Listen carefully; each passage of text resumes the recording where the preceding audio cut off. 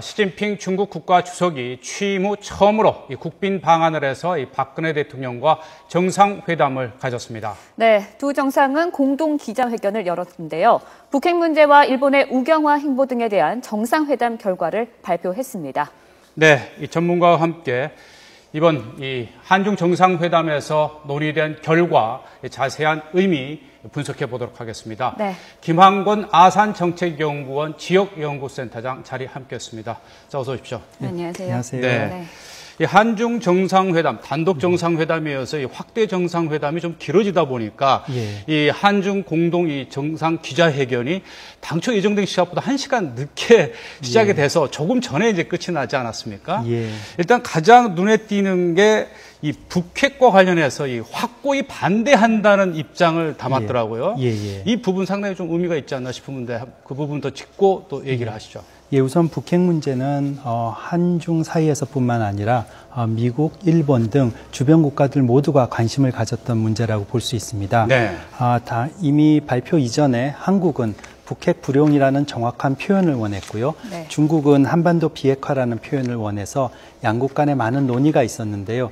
전체적인 의미에서 이런 논의가 깊이 있게 진행됨으로써 아마도 양측의 정상 간의 대화 시간도 더 늘어나고요. 네. 또 거기에 대한 세부적인 사항도 많이 논의가 된 것 같습니다. 네. 우선 한국의 입장에서는 한반도 비핵화라는 표현이 들어간 거에 대해서 약간 아쉽기는 하겠지만 무엇보다도 작년에 중국 방문 당시에 나왔던 우려라는 표현이 확고히 반대라는 더 강한 표현으로 나온 거에 대해서 중국이 어느 정도 한국에 관한 한국의 심정에 관한 이해를 하고 있다라고 생각됩니다. 네. 반면에 중국은 현재 북한에 대해서 많은 분노와 실망을 3차 핵실험 이후에 느꼈지만은 그렇다고 해서 한반도 정책의 근간인 남북한 균형 외교를 깨트릴 정도는 아닙니다. 특히 미국과 중국 사이에서 벌어지는 동북아에서의 전략적 경쟁과 견제를 본다면 중국의 입장으로서는 북한을 함부로 내칠 수 없는 그런 상황입니다. 즉 이러한 중국의 입장을 또한 한국이 이해해서 한반도 비핵화라는 표현은 사용했지만 거기에 세부 사항에 관해서 중국이 한국 측과 더 많은 논의를 할 수 있고 주변 국가들과 논의하는 그런 사항을 마련했다라고 생각됩니다. 네. 김 박사님, 이 춘추관, 청와대 춘추관의 취재기자 연결해서 이 한중 이 정상회담의 이제 결과 또 이 기자회견 내용을 잠시 듣고 또 대담 이어가도록 하겠습니다. 자, 청와대 춘추관의 취재기자 연결하겠습니다. 박기영 기자. 네, 청와대 춘추관입니다. 양국 정상 공동 기자회견 조금 전에 끝났는데요. 먼저 정리부터 좀 해주시죠. 네, 공동 기자회견은 당초 예정보다 1시간 넘게 늦게 시작이 됐습니다. 단독 정상회담에 이어서 확대 정상회담도 정상 간의 대화가 길어지면서 전체적인 일정이 지연됐습니다. 우선 양국 정상은 정상회담을 통해 한반도 비핵화에 대한 의지를 재확인하고 공동의 노력을 강화하기로 했습니다. 박 대통령은 공동 기자회견에서 두 정상이 북한의 비핵화를 반드시 실현하고 핵실험에 결연히 반대한다는 뜻을 같이 했다고 말했습니다. 또 북한이 핵실험의 위협을 거두지 않고 있는 상황에서 이번 시진핑 주석의 방안이 북한의 비핵화와 한반도 평화와 안정을 위한 분명한 메시지가 될 거라고 강조했습니다. 두 정상은 또 6자 회담 참가국들이 공동 인식을 모아서 6자 회담 재개를 위한 조건을 마련해야 한다는 데도 견해를 같이 했다고 말했는데요. 대화 재개를 위한 노력을 진행할 것으로 보입니다. 박 대통령은 또 한반도 신뢰 프로세스와 드레스덴 선언이 한반도의 평화 통일을 기여하게 됐다고 설명을 했고, 시 주석은 이에 대해 우리의 이런 노력을 존중한다는 뜻을 전했습니다. 네, 한반도 문제 외에 다른 부분은 어떤 것들이 논의가 됐나요? 네, 양국 정상은 정치, 경제 등 다양한 분야에서 협력을 강화하기로 했습니다. 우선 정치 분야에서는 정부와 민간의 유력 인사들이 참여하는 대화체와 양국의 미래를 이끌어 나갈 청년들 간의 한중 청년 지도자 포럼도 설치하기로 했습니다. 또 경제 분야에서는 높은 수준의 포괄적인 한중 FTA를 통해서 양국 간 호혜 협력의 제도적 틀을 공고히 하기로 하고, 이를 위해 연내 타결을 목표로 협상을 진전시켜 나가기로 했습니다. 이와 함께 원 위안화 직거래 시장 개설 등에도 합의를 했습니다. 이와 함께 국민 안전을 위해 미세먼지 등 대기 오염 감축 방안과 긴급 구호와 지원을 위해 협력을 강화하기로 했습니다. 또 중국 어선의 불법 조업과 관련해서는 서해 주변에서의 조업 질서 유지와 어업 자원 보호를 위해 긴밀히 협력해 나가기로 했습니다. 인적 문화적 교류도 확대하기로 했는데요. 특히 한중 영사 협정을 협상 개시 이후에 12년 만에 타결하고 양국 국민들이 상대국에서 겪을 수 있는 불편이나 피해를 최소화하기로 했습니다. 또 2015년과 2016년을 각각 중국과 한국 관광의 해로 정하고 2016년까지 연간 인적 교류를 1,000만 명 시대를 열어나가기로 했습니다. 이와 함께 공동으로 직면한 새로운 도전 과제들에서도 함께 대응하기로 했는데요. 기후변화 협력 협정을 체결하고 또 사이버 보안 분야에서도 상호 협력을 강화하기로 했습니다. 지금까지 청와대 춘추관에서 YTN 박기현입니다. 네, 북한 문제에 대해서도 많은 논의가 있었는데요. 또 이렇게 들어보면은 경제 교류, 인적 교류, 문화적인 교류에서도 다양한 논의가 오갔습니다. 먼저 경제 교류부터 짚어주시죠. 예, 경제 교류는 1992년 한중 수교 이후에 네. 한중 관계 발전의 핵심 축이라고 볼 수 있습니다. 그런 의미에서 경제 교류의 경제 협력 강화는 한중 간의 미래를 더욱 강하게 한다는 의미에서 굉장히 의미가 있습니다. 특히 이번에 논의됐던 것 중에 가장 중요한 것은 한중 FTA의 가급적 빠른 연내 체결을 원하는 것을 명시한 것입니다. 물론 노력을 하고 현재 양측 간에 한국 측으로서는 농산품 문제에 관한 협상 등에서 양국의 의견이 굉장히 맞서고 있습니다. 네. 그렇지만 이번 양국 정상회담에서 많은 논의가 있었으리라고 그런 생각을 가져봅니다. 네. 두 번째로는 위안화 국제화 문제에 관해서 논의가 있었던 걸로 보입니다. 위안화 직거래 시장 오픈 등 위안화 허브 금융시장을 한국에 갖추기 위해서 양국이 많은 논의를 했던 것이 기자회견을 통해서 나타났고요. 네. 마지막으로는 동북아는 물론 동아시아까지 경제 통합을 위해서 양국이 노력하는 것을 보였습니다.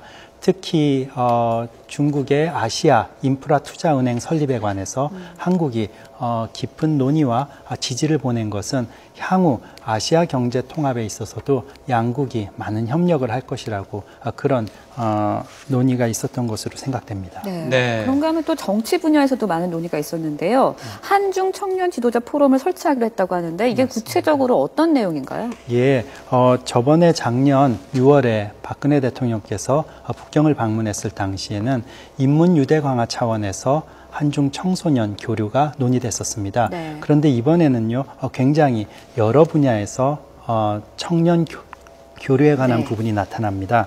인문 유대 강화는 물론이고요, 외교 안보 분야에서도 청소년 지도자 포럼을 오픈하는 것이 나오고요, 청년 지도자 포럼을 정례적으로 오픈하는 것은 물론이고, 군 청년 장교들까지도 정례적으로 서로 교류하는 것을 외교 전략 부분에 포함시키고 있습니다. 네. 즉 향후 미래를, 한중 관계의 먼 미래를 바라보고 젊은 세대부터 서로 소통하고 또 교류함으로써 한중 관계의 뿌리를 튼튼히 하는 그런 의미를 갖고 있다고 볼 수 있습니다. 네.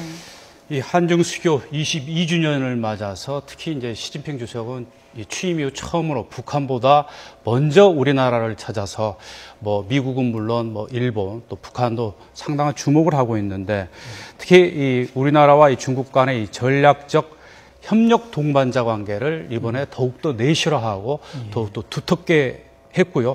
또 한중 공동 성명에서 나온 게 이 협력적 동반 관계를 구축하고 앞으로 이 아시아의 어떤 이 동북아시아의 평화와 이런 데 증진하는 데서 두 나라가 힘을 합친다면은 이 동북아 평화와 안보에도 공동을 이바지할 수. 그러니까 그 두 나라 관계를 이번에 어느 정도 더 성숙하게 좀 발전적으로 좀 관계를 더 공고히 한 것 같은데 그 관계 부분에 대해 좀 평가를 좀 해주시죠. 네. 예, 그렇지 않아도 한중 사이에 이번 정상회담을 앞에 두고 두 나라 사이에 전략적 협력 동반자 관계를 전면적인 관계로 올릴 것이냐 아니냐로 많은 논의가 있었습니다.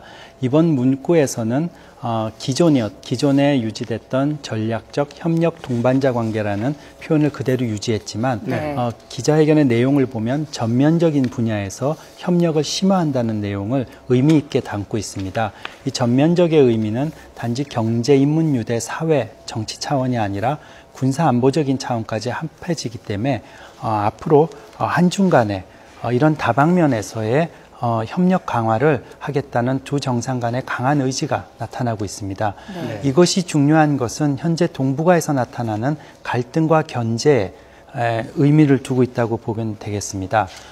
미중 간의 관계에서 글로벌 레벨로 보게 되면요, 협력도 나오고 경쟁과 견제도 나옵니다. 그런데 동북아 지역을 보게 되면은 미중 관계가 전략적 경쟁과 견제가 더 많이 나타나고 있습니다. 또 최근에 중일 간의 갈등이 점점 더 고조되고 있습니다. 네. 북한의 핵 문제도 아직 해결되지 않고 있고요. 이런 문제를 해결하기 위해서 한중 간의 전면적인 부분에서 전략적 대화를 하면서 동북아의 평화를 이끌어낸다는 양 정상 간의 논의와 합의가 이번 공동성명에서 묻어나오지 않았나 그렇게 생각합니다. 네. 네. 그리고 최근 이 일본의 이 우경화에 대해서 이제 주변국들이 굉장히 우려하고 있고, 특히 집단적 이 자위권 확보를 이 헌법 해석 변경이라는 이제 꼼수까지 동원해서 이 동북아의 어떠한 좀 평화에 뭔가 이렇게 좀 마찰을 빚고 있는데, 이와 관련해서 이제 우리나라와 중국이 대일 공조하는 뭔가가 나올 것으로 기대는 했지만 이 공동성명에는 좀 담겨 있지 않았습니다. 외교적인 어떤 배경은 어떻게 보십니까? 우선 첫 번째적으로는 외교적인 부담을 한국이 안았을 수 있고요. 두 번째로는 전략적으로 좋은 선택이었다고 생각합니다. 중국의 입장에서는 한중이 협력해서 그릇된 역사 인식을 갖고 재무장을 하고 있는 일본에 대해서 강한 경고의 메시지를 주고 향후 이 부분에서 협력하기를 바랬을 것입니다. 그렇지만 한국의 입장에서 본다면은 일본에 관한 이해보다는 사실 한미 동맹의 근간을 둔 미국의 입장을 많이 고려한다면은 중국과 같이 공동 보조로 일본을 공격하는 거에는 전략적으로 또 미국의 입장을 고려한다면 어느 정도 제한이 있을 수밖에 없습니다. 그런 미국의 입장을 첫 번째로 고려했고요. 두 번째로는 더 중요한 것은 사실 한중이 역사 분쟁으로 일본을 공격하게 되면은 국제사회에서 보면은 지역 간의 역사 분쟁으로 인식할 수 있습니다. 그렇지만 더 근본적인 문제는 한중이 현재 일본에 얘기하는 역사 분쟁의 핵심은 인간의 근본적인 존엄성에 관한 문제, 인류의 보편적 가치인 인권에 관한 문제 등 우리 국제사회가 다 같이 근본적으로 생각해 봐야 되는 문제입니다.